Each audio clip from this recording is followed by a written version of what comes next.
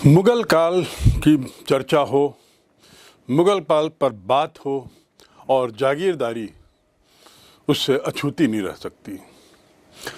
जागीरदारी प्रथा यह एक तरीके से मनसबदारी प्रथा का ही एक करप्ट रूप माना जा सकता है। ये जागीरदारी जैसा शब्द से ही पता लगता है, इसका जागीर से कुछ लेना देना था। जैसा मैंने पहले बताया कि मनसबदारों को वेतन नगद में दिया जाता था और कभी कभी उन्हें जागीर भी दी जाती थी। बस यहीं से यह प्रथा एक तरीके से बढ़ने लगी, पनपने लगी। वास्तव में अकबर के काल में ही ये जागीर देने की जो प्रथा थी वो शुरू हो गई और ऐसे मनसबदार जिन्हें नगद के बदले भूमि दी जाती थी, जागीर दी जाती थी, वे जागीरदार कहलाए। जागीर देने का मकसद क्या था? हो सकता है नगद की कमी रही हो सकता है कर व्यवस्था को बनाए रखने के लिए इनकी मदद ली जाए। अर्थात ये जो जागीरदार हुए, ये जागीरदारों का केवल एक ही कार्य था, एक ही मुख्य कार्य, और वह था राजस्व कर वसूलना। तो इस प्रकार मनसबदार लोग धीरे धीरे जागीरदार भी होने लगे और अब उनके पास राजस्व वसूलने का जिम्मा आ गया, कार्य आ गया। समय के साथ साथ ऐसा हुआ कि ये जो जागीरदार थे ये अपने मनपसंद की जागीर मांगने लगे और इन्हें दिया भी जाने लगा। साथ ही औरंगजेब वो एक कदम और आगे गया। दक्षिण भारत के जो सरदार लोग थे, दक्षिण भारत के जो बड़े ताकतवर एक कौम हुआ करती थी, सरदारों की बड़े सरदार, इन लोगों को खुश रखने के लिए, इन लोगों को अपनी तरफ बनाए रखने के लिए, खासकर दक्षिण में जहां पर औरंगजेब सतत रूप से विद्रोह और विरोध झेल रहा था, उनको खुश रखने के लिए उसने बड़ी बड़ी जागीरें इनको दे दी। इस प्रकार जागीरदार एक तरीके से स्वयं एक सत्ता केंद्र हो गए, क्योंकि जितनी बड़ी जागीर उनकी थी वे उस क्षेत्र को अपने को सर्वे सर्वा समझते थे।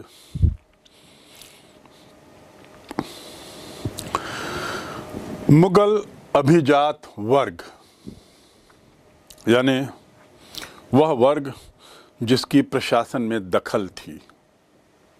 मुगल अभिजात वर्ग ये मुगल साम्राज्य का एक बहुत महत्वपूर्ण स्तंभ था, क्योंकि इतने बड़े साम्राज्य में राजा, दरबारी, मंत्री, वजीर, ये मनसबदार, ये स्वयं में प्रशासन चला नहीं सकते। इसके लिए आवश्यक है कि कुशल अधिकारी हों, जिम्मेदार अधिकारी हों, और इसलिए एक तरह का ये बहुत बड़ा वर्ग था अधिकारियों का जो प्रशासन में बहुत सहयोग देता था और ये मुख्य स्तंभ था। जहाँ तक इतिहासकारों का मानना है, उस समय के इतिहासकारों का, कि ये मुगल अभिजात वर्ग, जिसकी ये नाम भी उन्होंने ही दिया है, इन इतिहासकारों ने, मुगल अभिजात वर्ग अपने को बहुत अनुशासित रखता था और शासन के समस्त कार्यों में महत्वपूर्ण भूमिका निभाता था। ये लोग सामान्यतया सम्राट के वफादार हुआ करते थे, सम्राट के प्रति पूर्ण रूप से समर्पित रहते थे और एक तरीके से किसी ने उदाहरण भी दिया है कि एक गुलदस्ते की तरह थे। गुलदस्ते में, इस गुलदस्ते रूपी अभिजात वर्ग में सभी धर्म के लोग थे और सभी धर्मों के लोगों के साथ ही साथ इन लोगों को विभिन्न तरह के कार्य दिए जाते थे, जिसमें धर्म, जाति आदि की कोई पूछ नहीं होती थी। उस समय शाहजहां के काल में एक ब्राह्मण हुआ करता था जिसका नाम था चंद्रमान। चंद्रमान नाम के ब्राह्मण ने एक पुस्तक लिखी और उस पुस्तक का नाम था चार चमन। चार चमन यानी बगीचा, बाग। तो चार चमन पुस्तक में उसने विशेष रूप से इस अभिजात वर्ग के लोगों का, विशेष रूप से प्रशासनिक अधिकारियों का उसने बड़ा विस्तृत वर्णन किया है। अभिजात वर्ग जिसे हम कह रहे हैं, ये खास तौर से ये अरब, ईरानी, तुर्की, ततार, रूसी, अबिसिनियाई राजपूत और उसके साथ ही भारतीय मुस्लिम, ये मोटा मोटा इस अभिजात वर्ग का हिस्सा हुआ करते थे जो प्रशासन में अपनी दखल रखता था और जिनकी जड़ें प्रशासन में बहुत गहरी बैठी हुई थीं। अकबर ने योग्यता के आधार पर राजा टोडरमल को वित्त मंत्री का उच्च पद दिया। राजा टोडरमल स्वयं खत्री जाति के थे, लेकिन जाति प्रथा को दूर रख, जाति के आधार को दूर रख अकबर ने उसे वित्त मंत्री बना दिया, जो प्रधानमंत्री के बाद सर्वोच्च पद माना जाता था। जहांगीर, जैसा मैंने पहले बताया, दुर्भाग्य से उस पर उसकी पत्नी नूर जहां का प्रभाव था, जो पहले मेहरुन्निसा कहलाती थी। तो नूर जहां जो थी वो स्वयं तो ईरानी थी, जो मैंने पहले बताया सफाविद वंश के परिवार से आती थी और जहांगीर ने प्रभावित होकर उनसे विवाह किया था। तो इसलिए नूर जहां की एक कमजोरी बड़ी स्पष्ट दिखाई देती है कि स्वयं ईरानी थी, इसलिए उसने ईरानी मूल के लोगों को अपने दरबार में ज्यादा पदवी दी, ज्यादा पद दिए। औरंगजेब ने तो राजपूतों को उच्च पद दिए। उसके काल में वैसे मराठों की संख्या भी बहुत ज्यादा थी। यदि हम देखें कि औरंगजेब का काल काफी आपाधापी में बीता और उस आपाधापी के दौरान उसने काफी वर्ष अपने संघर्ष के दक्षिण भारत में निकाले और दक्षिण भारत में मूलतः उसका संघर्ष मराठाओं से होता रहा। जब उसने शिवाजी के उत्तराधिकारी की हत्या कर दी और उसके बाद मराठाओं का विश्वास उसने खो दिया, तो उसी प्रयास में संभवतः उसने बहुत से मराठाओं को अपने दरबार में तवज्जो दी और उन्हें उच्च पद दिए। तो राजपूतों के अलावा मराठाओं की भी संख्या दरबार में काफी हुआ करती थी। अभिजात वर्ग जो थे, अभिजात वर्ग बादशाह के सम्मुख लोगों को मनसबदार बनाने की संस्तुति भी करता था। तजबीज एक ऐसी याचिका है, तजबीज, जिसके तहत अभिजात किसी उम्मीदवार को मनसबदार बनाने के लिए सिफारिश करता था, अनुरोध करता था। तो उस अनुरोध पत्र को, वह अनुरोध पत्र जिसमें किसी को मनसबदार बनाने की सिफारिश की गई है, उस अनुरोध पत्र को तजबीज कहा जाता था। तैनात रकाब दरबार में नियुक्त अभिजातों का एक सुरक्षित दल हुआ करता था। इसे जरूरत पड़ने पर किसी भी प्रांत में या किसी भी सैन्य अभियान में, किसी भी लड़ाई आदि के काल में प्रतिनियुक्त पर भेजा जा सकता था। तो ये जो तैनात रकाब जो थे, वह ऐसे व्यक्तियों का समूह था जो सदैव उपलब्ध रहते थे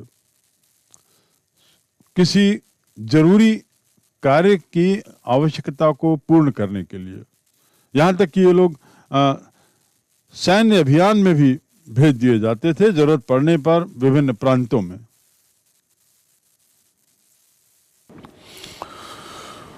सूचना तथा साम्राज्य। इतने बड़ा साम्राज्य, इतना विस्तृत विशालकाय, लगभग आज के पूरे भारत को समाता हुआ और बल्कि उससे ज़्यादा, ऐसे साम्राज्य को चलाने के लिए आवश्यक है कि कुछ सटीक और विस्तृत आलेखों को तैयार करने की कोई समुचित व्यवस्था हो। सटीक और विस्तृत आलेखों को तैयार करने और तैयार करवाने की समुचित व्यवस्था हो, तभी संभव है कि इतने बड़े साम्राज्य को सुचारू रूप से चलाया जा सकता है। तो इस प्रकार साम्राज्य का एक मुख्य काम ये भी था कि उनके जो भी आदेश हैं, उनके द्वारा दिए गए जो भी फरमान हैं, उनके द्वारा दिए गए जो भी दस्तावेज हैं, जो भी दरख्वास्त आदि हैं, वे सब समय पर बने, समय पर उनको लिखित किया जाए, समय पर उनका आलेख बनाया जाए। प्रशासन में इसीलिए एक बहुत बड़ा तबका हुआ करता था मुगल कालीन प्रशासन में। उसका नाम था, उस तबके का नाम था वाकिया नवीस। वाकिया नवीस अर्थात वे दरबारी लेखक। तो दरबारी लेखकों को वाकिया नवीस कहा जाता था और इनकी संख्या बहुत बड़ी थी। जैसे चित्रकारों की मैंने बताई संख्या और अन्य वर्ग के लोगों की, इसी प्रकार इन वाकिया नवीसों या दरबारी लेखकों का एक बहुत बड़ा विशाल समूह हुआ करता था। और इनको देखने के लिए, इनके कार्यों को परखने के लिए, इनके कार्यों पर नज़र रखने के लिए एक मंत्री हुआ करता था जो समय समय पर निरीक्षण करता था, समय समय पर व्यक्तिगत रूप से इनसे संपर्क करता था और इनके कार्यों पर नज़र रखता था। वो मंत्री कहलाता था मीर बख्शी। तो इस प्रकार ये वाकिया नवीस तत्कालीन वर्ग के, तत्कालीन समाज के एक बहुत महत्वपूर्ण अंग हुआ करते थे। ये वाकिया नवीस एक तरीके से दरबार में जो भी आवेदन पेश किया जाता था, अर्जियां पेश की जाती थीं, इसके साथ ही जो दस्तावेज दिए जाते थे, शासकीय आदेश, फरमान, इन सब का आलेखन करते थे और इनके द्वारा ये एक तरीके से, सुगठित तरीके से वाकिया नवीसों द्वारा ये सब आलेखन का कार्य होता था मीर बख्शी के निरीक्षण में। दरबार की सभी बैठकें, उनकी तारीखें और उनका समय, ये उसमें बड़ा स्पष्ट रूप से रहता था। और इसके साथ एक उच्च दरबार के समाचार, जैसे तत्कालीन भाषा में अखबार ए दरबार मुअल्ल, अखबार ए दरबार मुअल्ल कहा जाता था, जिसमें तत्कालीन दरबारों के द्वारा किए गए निर्णय, निष्कर्ष और उससे संबंधित समाचारों का विवरण होता था। तो इस शीर्षक के अंतर्गत दरबार के जितने सभी कार्रवाइयाँ होती थी उनको विस्तृत रूप से इनका विवरण अभिजातों तथा अभिलेखों तथा क्षेत्रीय शासकों के प्रतिनिधित्व यानी वकीलों के द्वारा किया जाता था। तो इस प्रकार हम देख सकते हैं कि कैसे इन आलेखों को तैयार करने की एक विस्तृत व्यवस्था थी और इसी व्यवस्था का ही परिणाम था कि जो आदेश थे, जो दस्तावेज हुआ करते थे, वो बड़े सुस्पष्ट, सुगठित और सुलिखित हुआ करते थे। और इसमें समाज के विभिन्न वर्गों का, वकीलों का भी काफ़ी बड़ा योगदान हुआ करता था। अखबारातों में दरबार में उपस्थित पद एवं पदवियों का विवरण, राजनयिक, शिष्टमंडल, लिए गए उपहार, प्राप्त किए गए उपहार या किसी अधिकारी के स्वास्थ्य के विषय में बादशाह द्वारा पूछताछ, सारी सूचनाएं उसमें रहती थी। तो इस प्रकार ये जो अखबारात थे दरबार के, ये अपने स्वयं में दैनंदिनी के रूप में पूर्ण हुआ करते थे, परिपूर्ण रहते थे। सारी जानकारी उसमें रहती थी, जो पूछताछ आदि के भी बारे में उसमें विस्तृत रूप से लिखा रहता था। कुशल डाक व्यवस्था भी इस काल की एक विशेषता है। डाक व्यवस्था यदि अच्छी है तो उसका परिणाम प्रशासनिक व्यवस्था पर भी पड़ेगा, क्योंकि आदेश, कानून ये सब समय पर संप्रेषित होते रहें और समय पर संप्रेषित होने के अलावा दूर दराज क्षेत्रों तक पहुंच सकें, यह तो अच्छी डाक व्यवस्था के माध्यम से ही संभव था। और यदि उस काल में शासन अच्छा था तो उसका एक कारण था कुशल डाक व्यवस्था। इस शाही डाक व्यवस्था के द्वारा सभी समाचार, वृत्तांत विस्तृत रूप से और सभी दस्तावेज विशाल साम्राज्य के अधीन सभी जगहों में एक छोर से दूसरे छोर तक पहुंच जाता था। ये इसी डाक व्यवस्था का ही परिणाम था कि इतना विशालकाय साम्राज्य भी अपनी विशालता के कारण ऐसा कुछ गलत प्रभाव नहीं छोड़ पाया कि उसमें डाक व्यवस्था चरमरा गई हो। एक छोर से दूसरे छोर तक समय पर सूचनाएं पहुंच जाना, दस्तावेज पहुंच जाना, आदेश पहुंच जाना। हटकारे, जिन्हें कसीद या पथमार के नाम से भी हम बुलाते हैं, बांस के डिब्बों में रखे कागजों को लेकर दिन रात दौड़ते रहते थे। ये हटकार कहलाते हैं। हटकार, कसीद, पथमार, कई नाम।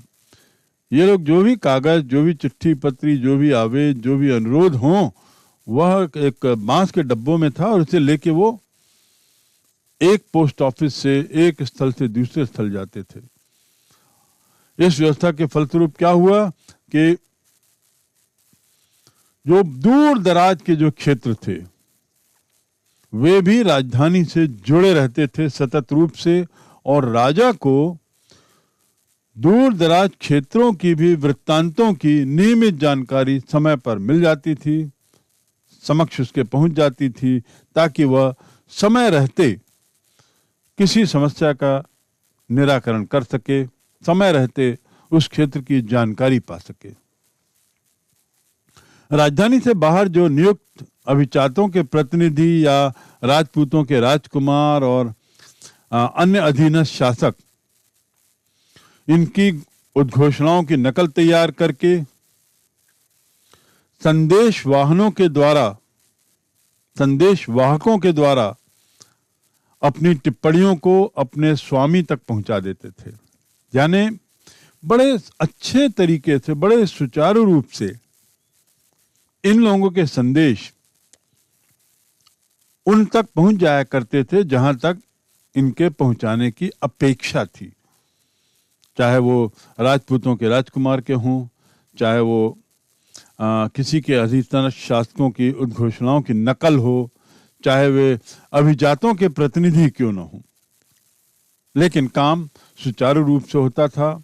सूचनाएं समय पर पहुंच जाती थी, समय पर उपलब्ध हो जाती थी, और इस प्रकार हम कह सकते हैं कि एक बड़ा तेज तर्रार सूचना तंत्र उस समय था, जिसके माध्यम से सारे समाचार, खासकर सार्वजनिक समाचार जो जनता से जुड़े हुए हों, वो पूरे देश में फैला दिए जाते थे। निस्संदेह ये एक अपने समय की एक बहुत बड़ी व्यवस्था थी, बहुत आश्चर्यजनक व्यवस्था थी कि ये सुनिश्चित करना कि सतत रूप से राज्य राजधानी और दूरस्थ स्थलों के बीच सतत रूप से राजा शाही व्यवस्था और जनता के बीच में जन संवाद इन पत्रों के माध्यम से होता रहे, ये वास्तव में एक बहुत बड़े आश्चर्य की बात है।